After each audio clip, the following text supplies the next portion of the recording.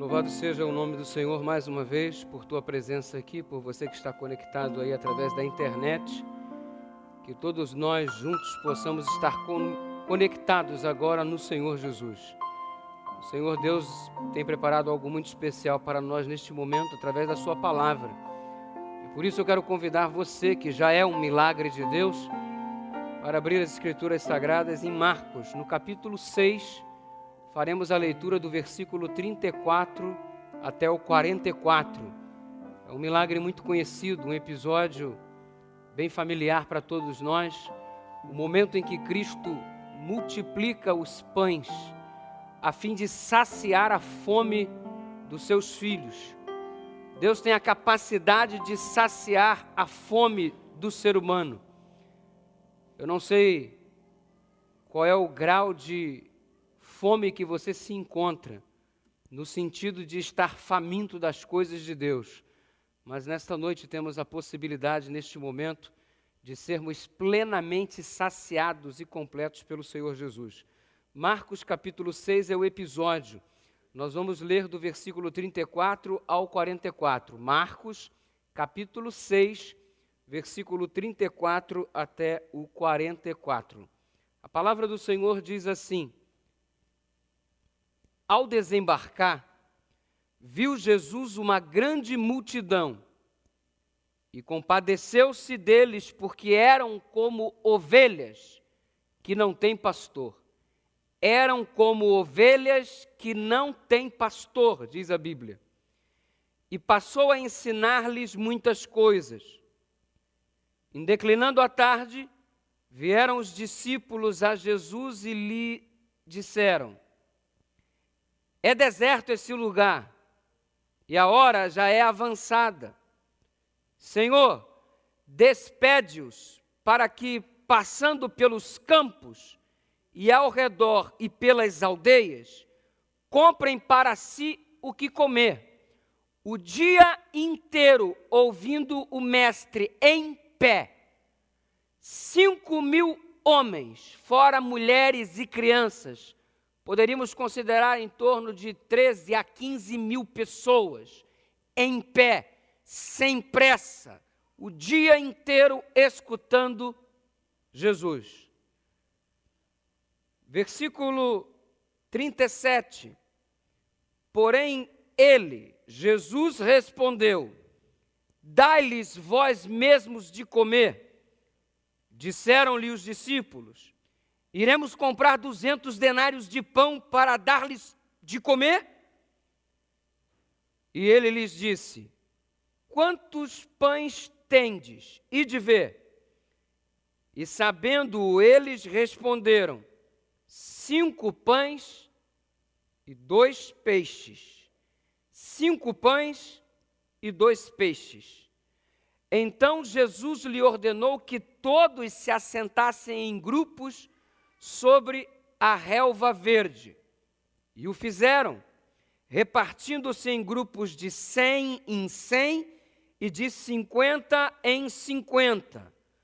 Tomando ele os 5 pães e os 2 peixes, erguendo os olhos ao céu, os abençoou, e partindo os pães, deu-os aos discípulos para que distribuíssem. E por todos repartiu também os 2 peixes. Todos comeram e se fartaram, e ainda recolheram 12 cestos cheios de pedaços de pão e de peixe.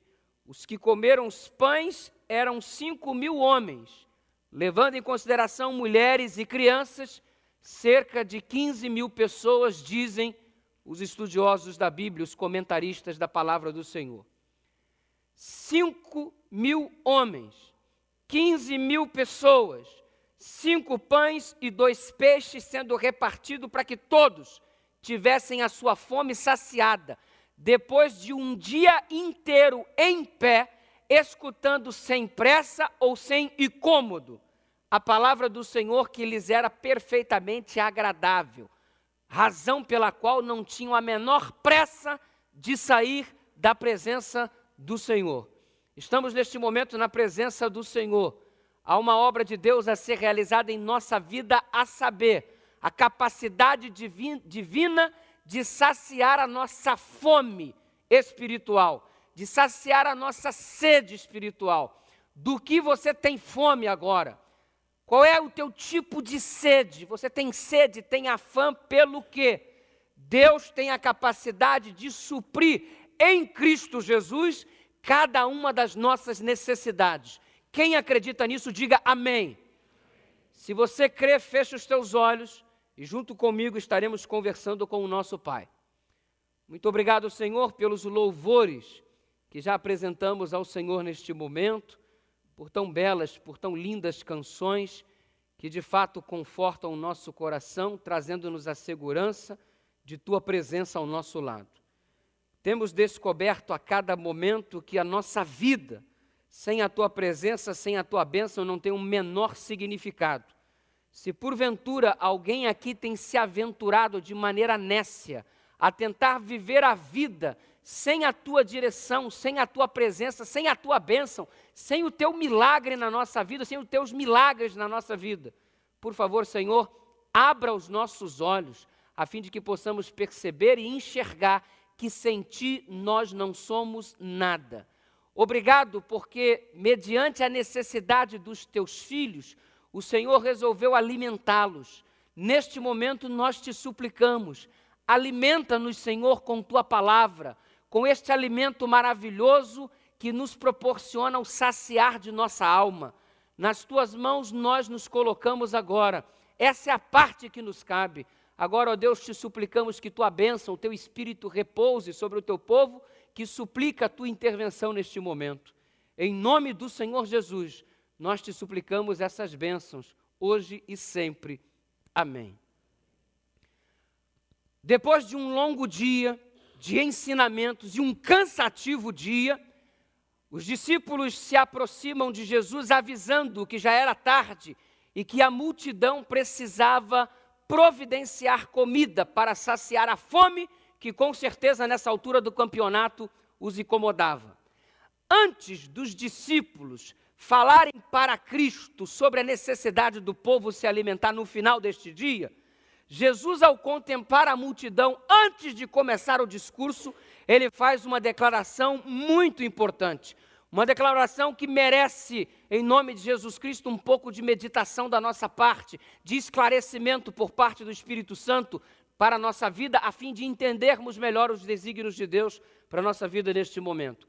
Se você observar no momento em que a reunião está acontecendo, a multidão está ali juntinha, Jesus, ao olhar para as pessoas reunidas ali, cerca de 15 mil, ele faz a seguinte declaração existente no versículo 34. Eles parecem ovelhas que não têm pastor. Esta foi a declaração, essa foi a impressão, esta foi a visão contemplada por Jesus Cristo. Ao olhar para aquela multidão, Jesus percebera que eles pareciam ovelhas que não tinham pastor. Queridos, o que significa um indivíduo ser uma ovelha sem pastor? O que significa uma ovelha estar tentando sobreviver sem a direção do seu pastor? O que significa para nós estarmos tentando desenrolar a nossa vida sem a direção do nosso pastor? Ao nos reportarmos para a cultura judaica, essencialmente uma cultura agrícola, uma cultura voltada para a pecuária, nós entendemos que uma das práticas de fato muito comuns no meio do povo de Deus era a criação, era o trabalho do pastor, a criação de ovelhas. E todo mundo sabe que uma ovelha sem a direção do pastor está fadada a morrer de fome, está fadada a morrer de sede, não consegue obter o próprio sustento esta ovelha, depende do pastor para comer, depende do pastor para beber, sua vida está diretamente ligada ao pastor. Sem o pastor, está condenada à morte. Sem o pastor, está condenada à ruína. Sem o pastor, sequer, a ovelha sabe regressar para a sua própria casa, para o lugar onde costuma ficar, para o lugar onde o pastor orienta, a fim de que ela descanse. não sabe regressar para sua própria casa. Em outras palavras, a ovelha sem pastor perde o rumo, perde a direção, porque a ovelha não é como o gato. O gato você solta o danadinho e ele volta para sua casa. Aliás, um dia desses, o camarada querendo se ver livre do gato, que não suportava mais, um processo alérgico terrível, quero me ver livre desse animal. Põe o animal dentro do carro, vai com o animal para o lugar mais distante possível, chega lá, larga o animal, volta para casa e quando volta, daqui a pouquinho o bichinho chega atrás. Gato não perde a direção. E ele é revoltado, quer saber de uma coisa? Vou levá-lo para mais longe. Põe o animal dentro do carro, vai para mais distante, solta o animal, volta correndo, daqui a pouco ele volta, sabe a direção. Desta vez, em uma terceira tentativa e última, para se ver livre do animal que o incomodava, ele põe o mesmo dentro do carro, novamente, terceira vez, vai para o lugar mais distante possível do que da segunda vez, do que da primeira vez, e joga o bichano lá, e volta para casa. Ou melhor, tenta voltar para casa. Porque no caminho ele liga para a esposa dizendo, o gato já voltou? Ela disse, já. Pois é, põe ele na linha porque eu perdi o caminho. Não perde a direção. Sabe voltar para casa. Diferente da ovelha. A ovelha tem uma capacidade, ou melhor, uma incapacidade de regressar para sua casa. Sem o pastor, perde a direção. Sem o pastor, morre de fome, sem o pastor, morre de sede. Quantas pessoas hoje em dia estão sedentas? Quantas pessoas hoje estão famintas? Quantas pessoas hoje perderam a direção do céu? Porque se desvincularam do pastor que se chama Jesus Cristo. Será que neste momento estou falando para alguém que está sedento? Será que neste momento estou falando para alguém que está faminto? Você tem fome, você tem sede. Nada do que você tem consumido mundo afora está saciando a sua fome, está saciando a sua sede. Você se sente um indivíduo perdido e incapaz de regressar para o lugar que lhe proporciona segurança. Você perdeu o rumo do céu, você não sabe mais para onde você está indo.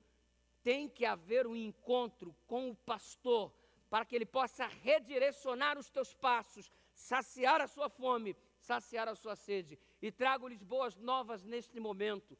Quero dizer para você que aí, assentado no sofá de sua casa, onde você está, me assistindo, me ouvindo neste momento, o pastor, o supremo e sublime pastor está aí contigo.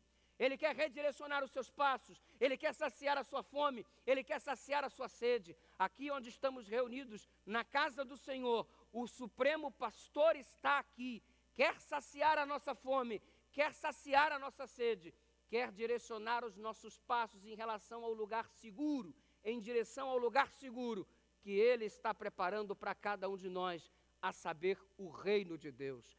Eu quero ser ovelha dirigida pelo pastor, eu quero ser ovelha alimentada pelo pastor, eu quero que o pastor me sustente a cada instante, guie os meus passos a fim de que eu não perca o meu rumo neste difícil mundo. Quem deseja ser guiado e abençoado pelo pastor, diga amém.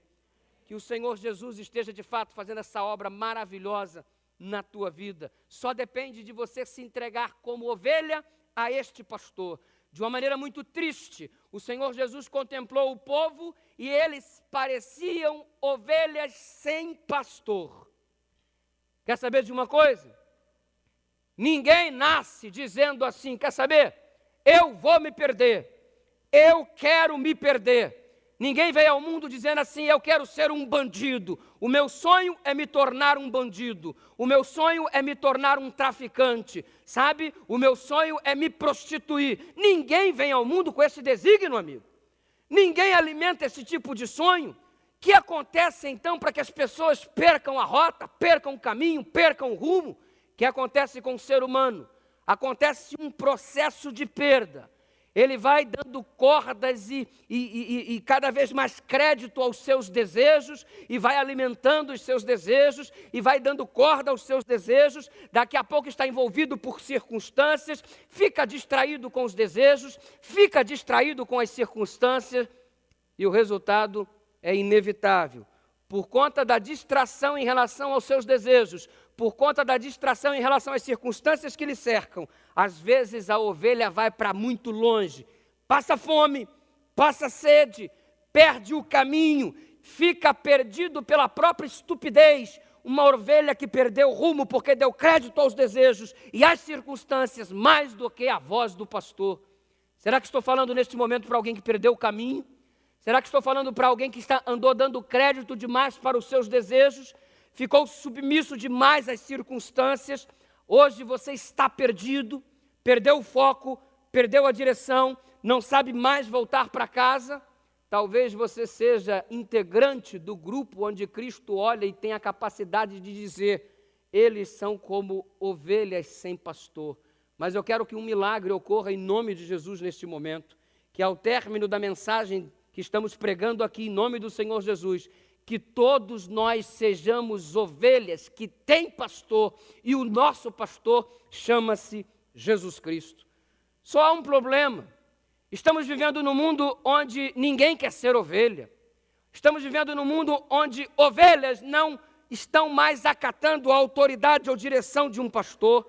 Estamos vivendo num mundo onde as pessoas não querem mais ouvir a direção de ninguém. Ovelha não quer mais ser ovelha. As pessoas estão se tornando cada dia mais indivíduos autossuficientes.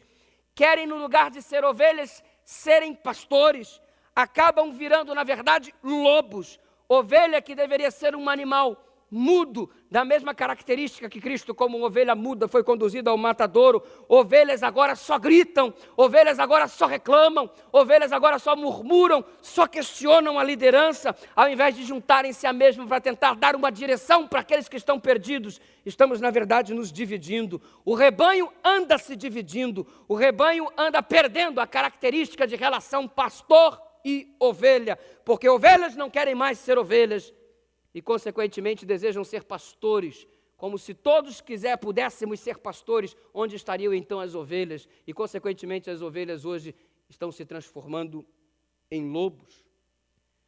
Mas, ao olhar para esta situação, o Senhor Jesus demonstra compaixão, demonstra misericórdia, ao contemplar os seus filhos reagindo como ovelha que não tem pastor, com fome, com sede e sem direção.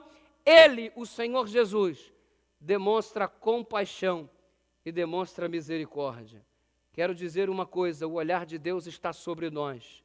O Senhor nos contempla neste momento, e o olhar que Deus direciona para mim agora é um olhar de compaixão, é um olhar de misericórdia.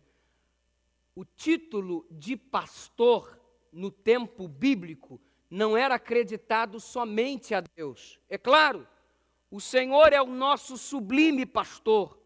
Ele, de fato, o próprio Davi declara no conhecidíssimo Salmo 23, o Senhor é o meu pastor e nada me faltará. Quem é o nosso pastor? Jesus Cristo. Mas o termo pastor era muito usado no cotidiano da Bíblia para caracterizar a liderança de um sacerdote, para caracterizar mesmo a liderança de um rei, de um governo. O governador era o pastor do povo, o sacerdote o pastor do povo. Toda a função de liderança, de exercício de influência sobre as pessoas, poderia ser caracterizada semelhante ao relacionamento entre pastor e ovelha. Então, quando Jesus declara que são ovelhas sem pastor, é claro, prioritariamente é porque estão distantes de Deus, estão sem rumo, sem direção, mas secundariamente é porque os responsáveis por fazer a manutenção do rebanho estão sendo negligentes, os governantes estão sendo negligentes, os sacerdotes estão sendo negligentes, os doentes estão aí, ovelhas sem pastor. Quem são, pastor? Quem são, queridos? São os doentes que não têm acesso à saúde, ovelhas que não têm pastor, idosos que andam abandonados por aí, ovelhas que estão sem pastor, crianças que vivem perambulando pelas ruas sem ter teto, sem ter abrigo, ovelhas que estão sem pastor, jovens sem perspectiva de vida, jovens sem direção, ovelhas sem pastor. Por quê? Porque muitas vezes Deus tem responsabilizado pessoas para tomar conta de outras pessoas, e essas pessoas responsabilizadas por Deus para serem pastores, líderes, guias, muitas vezes estão sendo negligentes. Para todos, para os líderes que são negligentes, para as ovelhas que não querem mais ser ovelhas, que estão revoltadas e acabam se tornando em lobos ferozes, disfarçados de ovelhas. Para todos nós, Jesus olha com muita misericórdia e com muita compaixão. E em ambos os casos, é perfeitamente possível, pelo poder de Deus, acontecer um milagre agora, em nome de Jesus. Tem sido você uma ovelha que está perdendo a direção, o foco? Observe o verso 37 do capítulo 6 que nós lemos.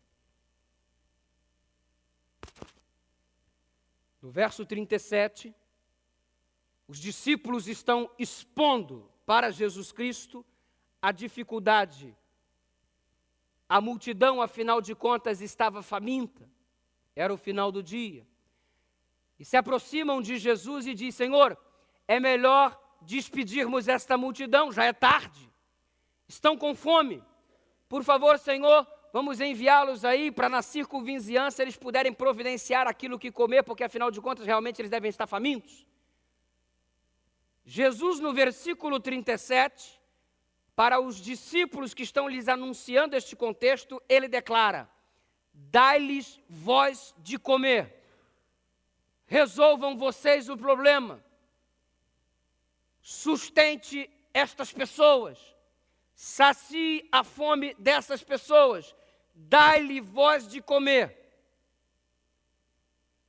O que tendes? Perguntou Jesus. André, então, se aproximando, diz: temos aí um menino que tem 5 pães de cevada e 2 peixes. Jesus ordenou: dá-lhes vós de comer. E eles questionaram: Senhor, nem 200 denários seriam suficientes para sustentar todo este faminto povo? Não temos recurso. Em outras palavras, é impossível. Como é que nós vamos dar comida para tanta gente? Não temos condições, não temos recursos para isso, não temos estrutura para alimentar tanta gente. É difícil, Senhor. Aliás, é impossível. Sabe que algumas coisas na vida se apresentam para nós como muito difíceis, como aparentemente impossíveis de serem realizadas? Deus nos pede coisas e às vezes julgamos determinados pedidos divinos como sendo coisas difíceis de serem realizadas. Ei, Deus está te pedindo pureza até o casamento. Ah, pastor, isso é difícil demais. Neste mundo que nós estamos vivendo, desculpa, pastor, isso é uma utopia. Não dá para acreditar nesta possibilidade. Pastor, pureza até o casamento no mundo que nós estamos vivendo hoje? Não, isto é difícil. Você acha que o que Deus tem te pedido é muito difícil? Se o Senhor está te pedindo para que você o adore como Criador, como Redentor, no dia que Ele escolheu, o sábado do Senhor. Não, pastor, no mundo que nós estamos vivendo é muito difícil. Como é que o comércio vai parar? Eu sou comerciante, pastor. Como é que eu vou desenvolver a minha atividade? Não tem possibilidade, não dá para abrir mão do serviço no dia de sábado. É difícil demais neste mundo que nós estamos vivendo. Ora, como é o ser humano? Se Deus pede algo aparentemente muito fácil, o homem reclama. Se Deus pede algo aparentemente difícil, o homem também reclama. No fundo, somos ovelhas que não queremos obedecer. Não queremos ser submissos ao pastor. Nos sentimos autossuficientes e, consequentemente, rebeldes. Um dia, um homem veio até o povo de Deus em busca de cura. Seu nome? Naamã. Poderoso comandante do exército da Síria, chega diante do profeta de Deus e o profeta de Deus lhe envia um recado: vai às águas lá do rio e banhe-se 7 vezes, mergulha aí no rio 7 vezes que você vai ficar curado desta sua lepra. Que coisa fácil, mergulhar 7 vezes, restauração completa, genuína, fácil demais. Naamã questionou: não é possível que seja tão fácil assim? Por acaso Abana e Farfá, os rios de Damasco, não são melhores do que este rio aqui nesta terra? Por que eu não me banhei lá então? E aí o servo diz: escuta, se ele tivesse te pedido alguma coisa difícil, você não faria? Você está reclamando porque o pedido é fácil. Se é fácil, não queremos obedecer porque é fácil demais. Não é possível que Deus esteja me pedindo algo tão fácil. Depois partimos para o outro extremo. Não, o que Deus está pedindo é difícil demais. Como é que vou ficar virgem até o casamento? Como é que eu vou parar de beber no meu convívio social, no contexto social que vivo? Como é que vou deixar de frequentar determinados lugares? É impossível, não dá, é difícil demais. Somos ovelhas que estamos sempre vivendo nos extremos. Se é fácil, não queremos obedecer. Se é difícil, nós questionamos. Onde fica a atuação do poder de Deus na nossa vida para nos dar, de fato, autoridade e capacidade de obedecer aos pedidos que Ele nos faz? O que Deus tem pedido para você? Você está achando difícil? Está achando difícil ser cristão neste mundo? Está achando difícil? Ponha uma coisa na sua cabeça: tudo posso naquele que me fortalece. Não há dificuldades no vocabulário divino. A palavra difícil para Deus não existe, porque Ele é um Deus de milagres. E quando olhamos para as Escrituras Sagradas, é muito fácil perceber uma declaração poderosa dizendo: agindo Deus, quem impedirá? Nada, absolutamente nada. Mesmo porque se Deus é por nós, quem será contra nós? Não há dificuldades nas mãos de Deus. Se há necessidade de conforto, Ele te dá conforto. Se há necessidade de restauração, Ele restaura você. Se há necessidade de um milagre, Ele faz um milagre. Mas Ele não deixa, como pastor, as suas ovelhas na mão. Jamais estamos sozinhos. Com Cristo, não temos que, como ovelhas, passar fome. Com Cristo, não temos como ovelhas de ficar tendo sede. Com Cristo, não temos como ovelhas a possibilidade de perder o caminho, porque Ele nos orienta pelo simples fato de estar ao nosso lado todos os dias até a consumação dos séculos. Está parecendo difícil para você o caminho? Está parecendo complicado, árduo demais? Deixa Deus fazer um milagre na sua vida, para que nessas dificuldades você veja a manifestação do poder de Deus em teu favor, em teu benefício. Não foi assim que começou a história desta igreja? Em meio a tanta dificuldade, basta fazer uma retrospectiva das nossas origens. Não foi assim a igreja cristã? Quando é que o povo de Deus não caracterizou o seu estilo de vida permeado por dificuldades? Aliás, foi exatamente por conta das dificuldades que homens deixaram de ser homens comuns e se tornaram homens extraordinários. Homens deixaram de ser homens comuns e se tornaram homens de Deus, porque nas dificuldades nós vemos a atuação do poder divino e isso faz-nos conhecer melhor o Deus que nós temos, o pastor que Ele representa para cada um de nós. No dia 18 de novembro de 1848, Ellen White teve uma visão. E nesta visão, Deus estava mandando que o seu esposo, Tiago White, pudesse publicar periódicos e espalhar mundo afora. Essa visão foi chamada de visão das torrentes de luz. Não havia dinheiro, não havia condição financeira favorável para transformar este desígnio, este pedido difícil de Deus em realidade. Como é que vamos mandar periódicos, revistas para o mundo inteiro se não temos dinheiro? Vai ficar pensando nas dificuldades? Nunca vai fazer nada. Vai ficar concentrando o olhar nos obstáculos? Nunca vai realizar nada. Os obstáculos existem para ser transpostos, superados. Os alvos existem para ser alcançados e ultrapassados. São desafios. Às vezes ficamos nos apequenando, nos tornando indivíduos pequenos e medíocres diante dos desafios. Eles existem para que seguremos nas mãos de Deus, para transpor esses desafios para a honra e glória de Jesus Cristo. Deus não te deu desafios para que você se sentisse pequenino. Deus te deu dificuldades para que você, junto com Ele, pudesse vencer cada uma delas para a glória de Jesus.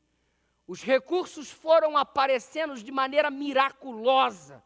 Um dia me chega a correspondência e vão buscar a correspondência, lá está a quantia dentro da carta, dentro do envelope, melhor dizendo, com a quantia necessária para começar o início do trabalho. Deus abre as portas, precisamos apenas acreditar e confiar nele mesmo em meio às dificuldades. O que Deus está te pedindo parece difícil e daí Ele vai te dar a vitória, porque Ele é o teu pastor. Creia em milagres, creia na atuação sobrenatural de Deus, porque isso é uma realidade mesmo no mundo moderno em que nós estamos vivendo. O mesmo Deus que atuava no passado é o mesmo que atua no presente com um único objetivo: fazer com que suas ovelhas não morram de fome, fazer com que suas ovelhas não morram de sede, fazer com que suas ovelhas não se percam em meio ao caminho em direção à pátria celestial. Sabe qual é o nosso problema? Nós temos medo de colocar o que temos nas mãos de Deus. Eu só tenho 5 pães e 2 peixes, e daí? É só isso que você tem? Coloca nas mãos de Deus. Temos que aprender a colocar nas mãos de Deus aquilo que nós temos. Você tem uma empresa? Coloca a tua empresa nas mãos de Deus. Você tem uma família? Coloca a tua família nas mãos de Deus. Você tem um filho que está doente? Coloca o teu filho doente nas mãos de Deus. Ele está com saúde? Coloque-o nas mãos de Deus do mesmo jeito. Você tem um carro? Bacana. Coloque o teu carro nas mãos de Deus. Você tem roupas? Você tem objetos? O que você tem na sua vida? Seja lá o que for, aprenda a confiar no seu pastor. Como? Coloque tudo o que você tem nas mãos de Deus, dizendo: Pastor Supremo, dirija a minha vida. Jesus olha para o povo e eles pareciam como ovelhas que não têm pastor. O Senhor olha para nós neste momento e a realidade está sendo diferente, porque nós temos pastor e o Senhor é o nosso pastor e nada nos faltará em nome de Jesus. O menino, proprietário dos 5 pães e dos 2 peixes, poderia ter muitas coisas para argumentar. Ele poderia, a princípio, de uma maneira muito simplória, trabalhar em cima de 4 sentenças, pelo menos. Ele podia raciocinar da seguinte forma: ao suplicarem para que ele entregasse 5 pães e 2 peixes, tudo que ele tinha, ele poderia argumentar: ei, pera aí, o que eu tenho só dá para mim, não é para 15 mil pessoas. Argumentação número 1. Ele poderia dizer, número 2, quem é que manda essas pessoas aqui não serem precavidas, não se prepararem, não se planejarem? Se eles não arrumaram a merendinha para vir aqui passar o dia escutando Jesus, eu me preparei. Se eles não se prepararam, problema deles. Argumentação número 2. Ele poderia raciocinar de uma terceira forma, dizendo: olha só, 5 pães e 2 peixes não vai resolver o problema da multidão, mas o meu resolve. Então eu não vou dar nada não. Ou ele poderia argumentar numa quarta direção, dizendo: Jesus não é Deus? Se Jesus é Deus, se vira, dá o jeito dele, não tem que contar com os meus pãezinhos e os meus peixinhos. Se você for parar para ficar racionalizando a tua fé, você vai encontrar 1001 argumentos, de repente, para não acatar a súplica divina para a sua vida neste mundo miserável que nós estamos vivendo. E neste mundo existe argumentação para tudo. Mas a questão é que a ovelha que ama o seu pastor, que confia no seu pastor, sabendo que a intenção do pastor, a prioridade do pastor é o bem-estar dela, da ovelha, coloca tudo o que tem nas mãos da ovelha. Por que você não para um pouco de questionar tanto a vontade de Deus para a sua vida, os pedidos que Deus tem feito? Por que você não entrega o teu caminho ao Senhor, confia nele, porque o mais Ele fará. E se você tem só 5 pães e 2 peixinhos, pega esses 5 pães e 2 peixinhos que você tem e coloca nas mãos de Deus, porque Deus vai multiplicar isso de uma forma tão extraordinária que você vai sair repartindo bênçãos com o mundo, porque tua vida tem sido palco para a manifestação da glória de Deus. Tem que confiar em Deus. Enxergue as dificuldades como oportunidades para a existência de um milagre na tua vida. E sabe qual é a conclusão que a gente chega? A seguinte: não falta glória, não falta poder, não falta majestade diante do trono de Deus. Tem escassez de poder lá não, meu irmão. Não tem ausência de glória lá não. Não tem poder sendo racionalizado para a raça humana, economizado a fim de conseguir... Tem poder em abundância para todos. Tem bênção em abundância para toda a humanidade. Não tem escassez no trono de Deus. Pastor, o que falta então? Faltam aqui corações abertos e dispostos a dar, nem que seja 5 pães e 2 peixes. Deus quer abençoar, mas nós não estamos acreditando nas bênçãos de Deus, porque não estamos dispondo o que temos para que Ele use e transforme a nossa vida em multiplicações de bênçãos. Falta confiança, falta compromisso, falta entrega. O Senhor Jesus disse, ponha o povo para se assentar. Formaram-se grupos de 50, formaram-se grupos de 100, cerca de 15 mil pessoas assentadas sobre a relva. Puseram todos assentados, e Ellen White explica que a razão de todos se assentarem é para que eles tivessem a capacidade de visualizar o milagre que Jesus iria fazer. O Senhor deseja que você visualize neste momento o milagre que Ele tem a capacidade de fazer por você. Ele quer que você contemple com os teus olhos, através de uma experiência particular com Ele, a capacidade que Ele tem de multiplicar as bênçãos na tua vida, se você confiar, mesmo em meio a pedidos aparentemente difíceis. Se assentaram e contemplaram o milagre. Que você, assentado agora na presença do Senhor, contemple desde já o milagre que Ele está iniciando na sua vida. Jesus alimentou a multidão. Alimento provido por Deus. Aliás, a grande verdade do grande conflito é que nós temos 2 tipos de alimentos. O alimento providenciado por Deus e o alimento providenciado por Satanás. O alimento providenciado por Satanás não sustenta, não mata a fome. O alimento providenciado por Deus sustenta, satisfaz, mata nossa fome. O alimento providenciado por Deus é de graça, está disponível para você abundantemente e é de graça. O alimento providenciado por Satanás tem um preço muito caro. O preço é a escravidão, o preço é a tua vida, o preço é uma vida destruída, família arruinada, saúde debilitada. Este é o preço para comer a comida do diabo, para se alimentar da comida que Deus proporciona. Não tem que pagar nada, é de graça. Do que você anda se alimentando? Está consumindo os pães e peixes proporcionados por Cristo ou está se alimentando da comida que o diabo tem preparado para a humanidade?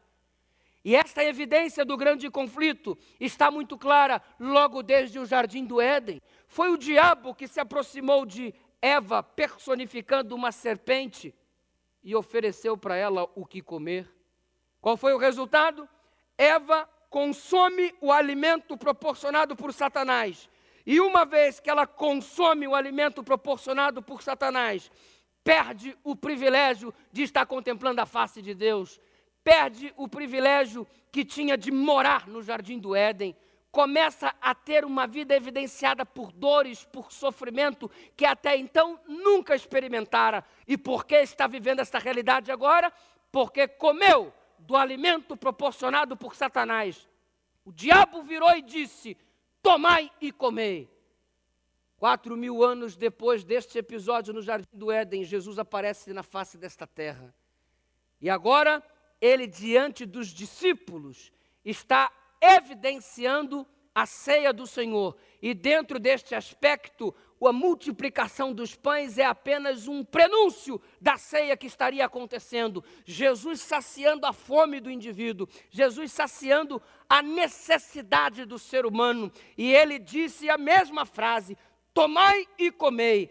Aqui foi o tomar e comer para a perdição, lá no Jardim do Éden. Aqui é o tomar e comer para a salvação, dada pelas mãos do próprio Deus. Você anda consumindo a comida, o lixo que o diabo proporciona para você, ou você anda consumindo a alimentação maravilhosa que o Senhor dispõe para você? Você está comendo para a perdição, ou você está comendo para a salvação? O que você anda fazendo com a tua vida? Pastor, eu não estou entendendo. Pastor, a minha mente está ficando confusa. Que alimento é esse que o diabo dá? Deixa eu te explicar qual é o alimento contido na despensa do inferno. Ele disponibiliza para você as drogas. Resultado, dependência. Ele coloca à tua disposição pratos gigantescos e aparentemente saborosos de promiscuidade.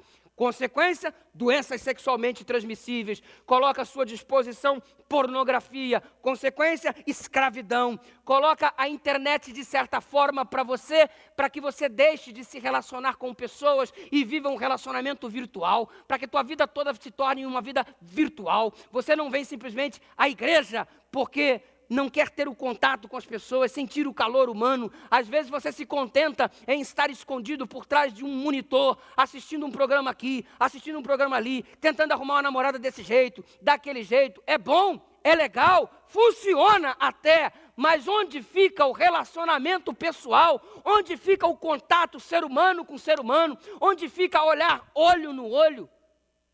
A pessoalidade está caindo por terra. A internet é uma bênção, é verdade, mas também pode ser uma maldição, porque você perde a capacidade de se relacionar com pessoas, porque está acostumado a viver apenas no mundo virtual. O diabo tem oferecido pratos maravilhosos, entre aspas, de festas regadas por bebidas e sexo. O secularismo tem sido um outro alimento proporcionado por ele, o materialismo, o consumismo como sinônimo de felicidade.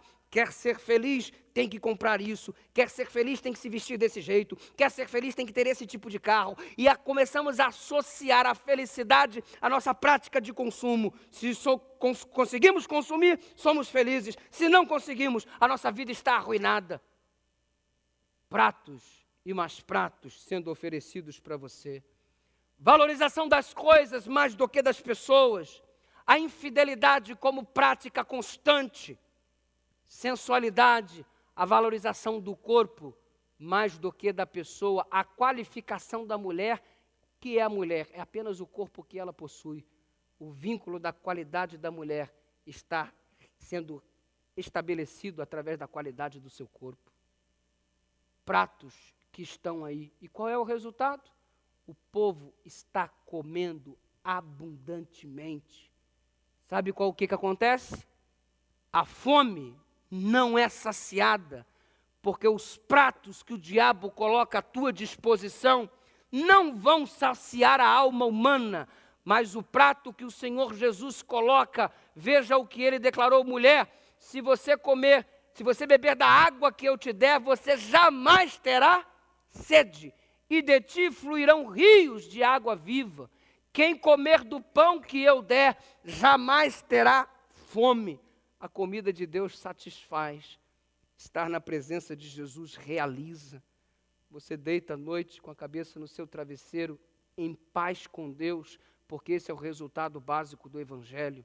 Tendo, pois, sendo justificados pela fé, temos paz com Deus. Qual é o resultado de consumir o alimento divino, a palavra do Senhor? Qual é o resultado? Paz. E ele declarou: deixo-vos a minha paz eu vos dou. Para o mundo, paz é ausência de conflito. Para o crente, paz é estar seguro nas mãos de Deus, ainda que o mundo desabe sobre mim. O alimento de Deus traz felicidade. Onde você anda saciando a sua fome? Na presença do Senhor ou na presença do inimigo? Nos pratos que Deus te oferece ou nos pratos que Satanás coloca à sua disposição? Onde você anda se alimentando, ovelhinha? Que caminhos que você tem tomado? Porque se você continuar comendo do alimento que o diabo proporciona, você vai continuar como uma ovelha que tem fome, como uma ovelha que vai perder o rumo de casa, que vai ficar distraído por conta das coisas dos teus desejos, das circunstâncias da vida, e vai ficar perdido sem o teu pastor. Mas ainda há tempo. Este é o momento separado por Deus para que pastor e ovelha se encontrem novamente. Aliás, o milagre da multiplicação ocorrida em Marcos capítulo 6, estudados por nós neste momento, é um milagre que se repete a cada instante. Deus tem multiplicado comidas e alimentos para sustentar a raça humana. Qual é o papel do ser humano? O ser humano simplesmente, o homem prepara o solo, o homem lança a semente, mas aí entra Deus com um milagre. Entra Deus com um milagre da germinação, a transformação da semente em vegetal. Entra Deus com um milagre da chuva. Entra Deus com um milagre do ar, do sol. Entra Deus com um milagre de fazer frutificar a árvore que agora cresce. Entra Deus com um milagre, e Deus dá tanto milagre que sempre sobra 12 cestos, 10 cestos, 20 cestos. É abundante a provisão divina para que você seja feliz. Ah, pastor, Deus não realiza milagres mais. Não realiza? Como é que você acha que você come? Como é que você acha que brotou as coisas da terra? Pelo milagre de Deus. O feijão que você tem na mesa, o arroz que você tem na mesa, os vegetais que estão à sua disposição, toda a matéria-prima básica retirada da natureza para o consumo humano, tudo é o milagre da multiplicação que Deus ainda hoje realiza, sempre realizou, porque quer sustentar o seu rebanho. E nesta noite, neste momento, neste dia, o Senhor olha para o seu rebanho mais uma vez, com compaixão, com misericórdia. E neste momento a misericórdia do Senhor mais uma vez alcança a nossa vida. Deus te sustenta, querido, e quer continuar te sustentando, porque como ovelhinhas rebeldes ficamos nos alimentando nos celeiros do inferno, porque como ovelhas rebeldes queremos criar o nosso próprio caminho. Será que já não basta você passar tanta fome longe de Deus? Será que não basta você sentir tanta sede distante do Senhor? Será que não basta você ficar perambulando tanto tempo por caminhos tão errados, perdendo o rumo da casa do pastor? Deus sustenta você em todos os momentos, mesmo naqueles que parecem mais difíceis. Um dia Deus me chamou para fazer teologia, e eu entendi de uma maneira particular, muito claro, o chamado de Deus para a minha vida. Só que daqui a pouco eu fui contemplando os gigantes que surgiam diante de mim. Como é que um menino pobre, de uma família humilde, sem recursos para nada, sem recursos para se alimentar direito, sem recursos para se vestir direito, iria transformar o sonho desse menino em realidade. Sair de onde eu estava para poder ir fazer teologia. Na ocasião eu já trabalhava numa metalúrgica, já há alguns meses, lá no Rio de Janeiro, na cidade de Santo Cristo, numa metalúrgica, inclusive, cujo dono é adventista. Eu trabalhei ali durante um tempo, saí, depois voltei a trabalhar, e quando chegou o momento de ir fazer teologia, eu fiquei pensando, eu vou pedir as contas, e aí vai sobrar algum dinheirinho, e eu vou conseguir comprar passagem, pagar as mensalidades, enfim, comecei a desenvolver o plano, as dificuldades se levantavam diante de mim, e agora, o que eu vou fazer? Pedi as contas, expliquei que estava pedindo as contas porque ia fazer teologia, e o resultado das contas eram apenas 2 meses de trabalho, eu não tinha nada para receber. Escuta, mas não dá para você dar uma força? Me deram uma força, mas não dava para pagar a escola, não dava nem para comprar a passagem para ir para a Bahia prestar o vestibular. Lá em casa, só eu, minha mãe e minha irmã. Meu pai faleceu, eu tinha 1 ano e meio de idade, crescemos com um padrasto, depois houve a separação, ficávamos só nós três lá em casa. Uma dificuldade tremenda, Dona Maria, minha mãe, trabalhando apenas como empregada doméstica. Como é que eu vou conseguir a provisão necessária para fazer o curso? Eu fui um dia desses para a praça de São João de Meriti, Baixada Fluminense, cidade onde eu morava. Ali tem uma Praça da Matriz, uma igreja católica enorme, e a praça que se apresenta diante da igreja. Eu já tinha feito a inscrição para o vestibular, já tinha sido aprovado, tudo providenciado, mas eu não tinha dinheiro para ir me deslocar do Rio de Janeiro para a Bahia para fazer teologia. Sentei no banco da praça e comecei a chorar. Dizia: Senhor, o Senhor me chamou, mas eu não tenho dinheiro sequer para ir fazer teologia, para pegar o ônibus e tentar fazer a prova do vestibular. As dificuldades se levantaram diante de mim, mas Deus é o Deus que multiplica os pães, que multiplica os peixes. Deus é o pastor que sustenta os seus filhos. E enquanto eu chorava na praça, sentado, alguém que eu nunca enxerguei veio por trás de mim me dizendo: vai no banco. Eu tinha uma conta poupança que minha mãe fez quando eu não tenho até hoje. Uma conta poupança que minha mãe abriu para mim quando eu tinha cerca de 10 anos de idade. Não tinha dinheiro na conta porque nunca tínhamos possibilidades financeiras de depositar qualquer coisa lá. Vai no banco. Eu peguei o meu cartão. E essa conta eu tenho até hoje, porque eu faço questão de não me desfazer dela. Passei na máquina, lá na agência de São João de Meriti, da Praça da Matriz. Tinha na conta exatamente o valor que eu precisava para pagar a passagem e fazer a minha inscrição no vestibular. Retirei o dinheiro e fui para a Bahia. Mas é claro, antes de ir, eu virei para minha mãe e disse: mãe, você que depositou o dinheiro lá, a única pessoa que sabia o número da conta na face da terra. Não, filho, você sabe que a mãe não tem dinheiro. Mãe, você deu o número da conta para alguém? Não, filho. Mãe, quem depositou dinheiro lá? Não sei. Até hoje. Não sei. Mas eu sei em quem eu tenho crido. No pastor que sustenta. Um amigo meu havia feito a solicitação para que a Golden Cross pudesse, naquela época, fornecer uma bolsa para a gente estudar. Cheguei na escola, passei no vestibular, mas a bolsa não chegava. Uma questão de comunicação, trâmites de informação. O tesoureiro me chamou na sala e disse: olha, você vai ter que ir embora, sua bolsa não chegou. Deus, como é que eu vou fazer? O Senhor me chamou para fazer teologia, eu não tenho dinheiro.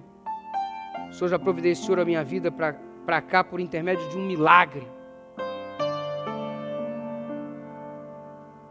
Desesperado, fui para a cidade vizinha, comecei a trabalhar, matei a aula, comecei a trabalhar para obter recursos. Deitei no banco da praça, olhei para o alto, orava ao Senhor.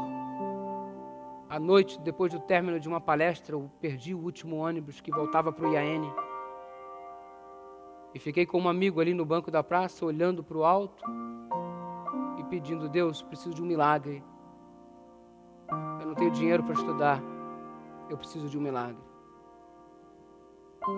Voltei para a escola, no dia seguinte o tesoureiro nos convidou, me chamou. Eu falei: nossa, deve ser para ir embora hoje. O prazo é até amanhã, mas já quer mandar embora hoje. Eu cheguei lá e ele disse: olha, sua bolsa chegou. Depois eu saí para comportar e Deus foi abençoando, onde cada período de férias, milagres e milagres iam acontecendo.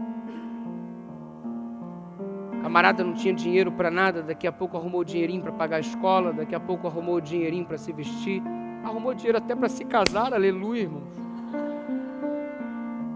Final do 3º ano de teologia, me casei. Deus nunca deixou faltar nada.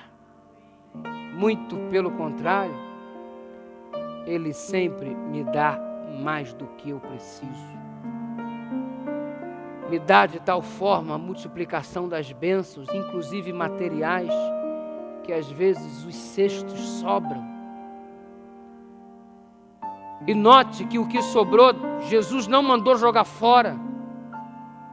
Teve um destino.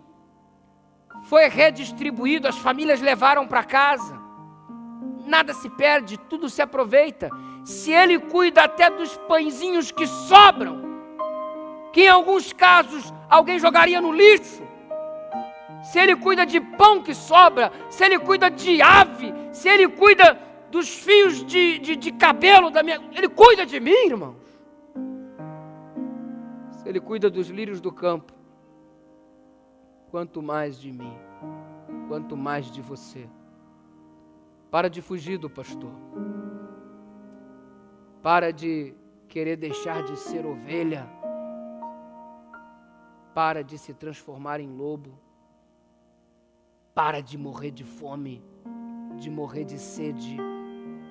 Não perca o caminho. Deixa o pastor te abraçar nessa noite. Deixa o pastor tomar você pelas mãos e cuidar de você. Porque Ele é o nosso pastor. Ele cuida de nós. Confie em Deus. Eu quero confiar mais em Deus. Quero mais uma vez entregar o meu caminho ao Senhor. Quero te convidar em nome de Jesus para que você tome a mesma atitude. Pastor, tem que levantar de novo? Tem. O que custa você levantar para Deus? É o mínimo, pelo máximo que Ele faz por você. Então vem aqui pedir para que você confie mais nele, pedir para que Ele sustente, para que Ele seja o teu pastor. O Cleiton vai cantar uma música. Enquanto ele canta, o Senhor te chama e você atende. Levante-se e venha. Venha confiar em Deus. Venha confiar no teu pastor. Em nome de Jesus. Levante e venha.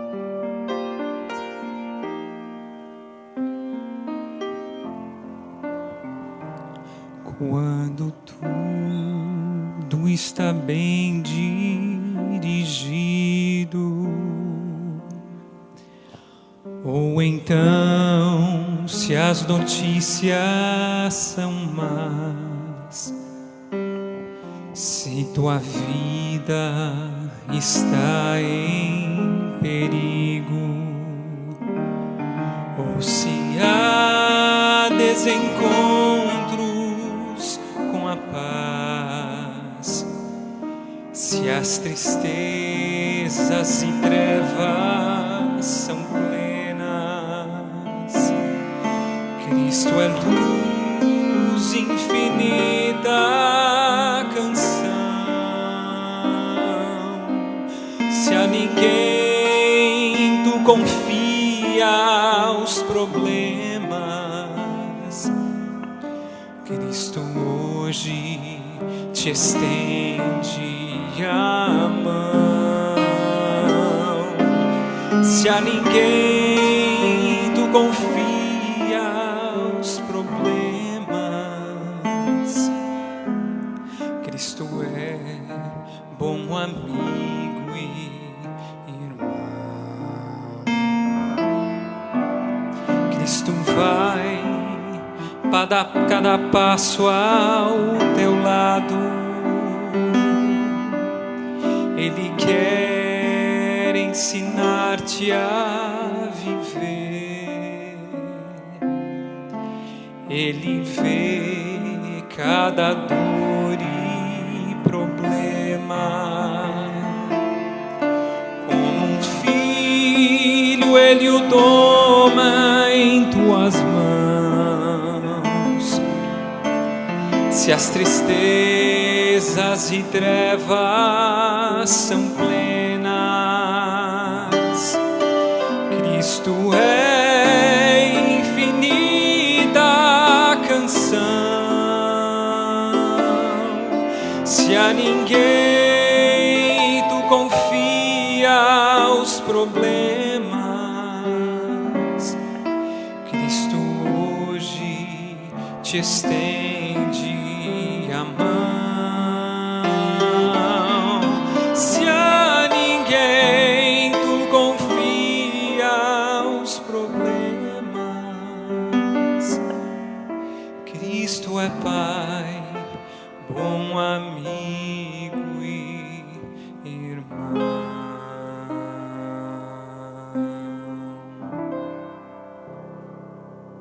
Querido Deus, muito obrigado porque Tu és o nosso pastor.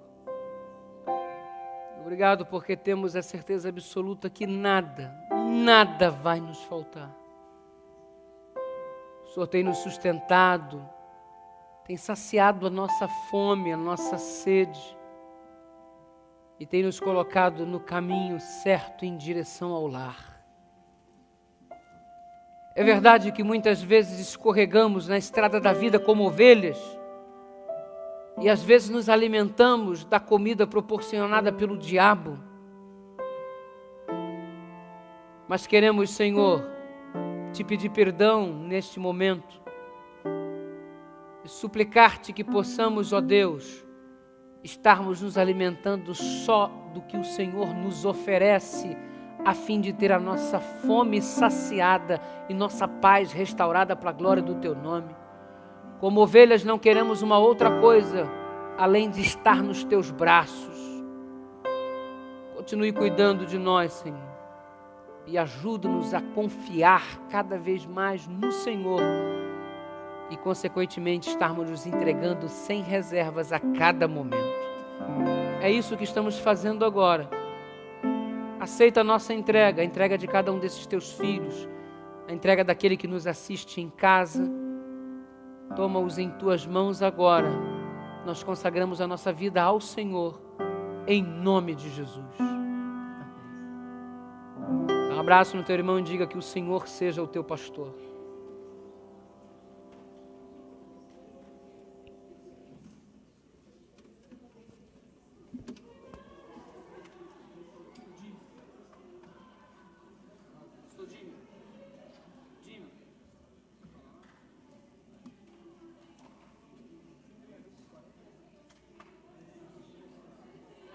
Irmãos, que a bênção de Deus seja com vocês. Só um minutinho, se puder sentar aqui, eu tenho 2 recados importantes.